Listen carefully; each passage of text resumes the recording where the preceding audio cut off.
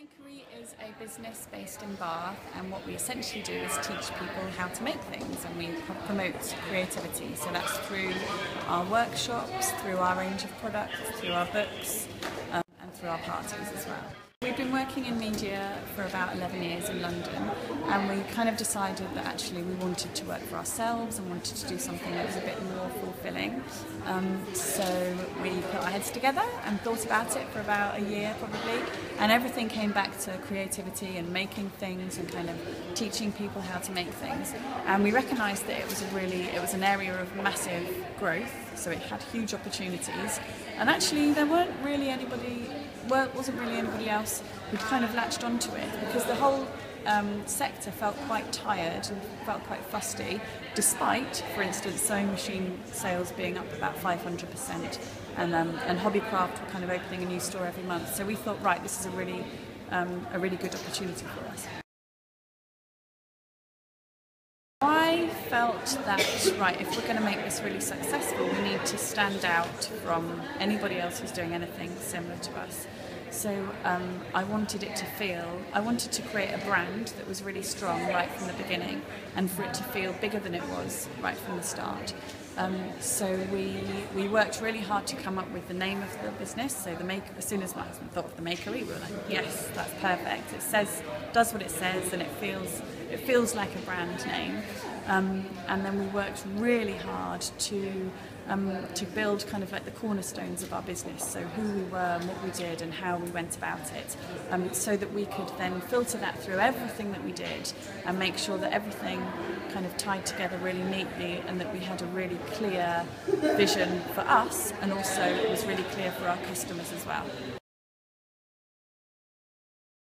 So John Lewis approached us to ask us if we wanted to work with them, and then that was really ridiculously overwhelming. But in that meeting, you know, she was saying, like, you know, you've got a really strong brand, and you've done all the books, and you've been on Dragon's Den, and all this, and you've got your beautiful range of kits that we stock, and all these things. And I really firmly believe that all those things happened because we put the hours in at the very beginning, and we had a really clear, solid, focused idea of exactly what the Makery was, and I think that's why everybody else bought into it, and which has culminated in John Lewis now wanting us to have a Makery there as well. I think it's served us really, really well.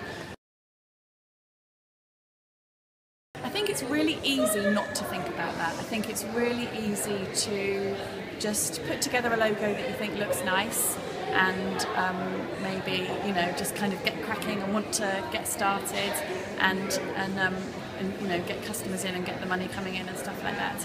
But thankfully for me, I had spent my time in branding agencies and marketing agencies, so I knew the value of doing that right from the beginning, because that's what we've been preaching to other people for quite some time.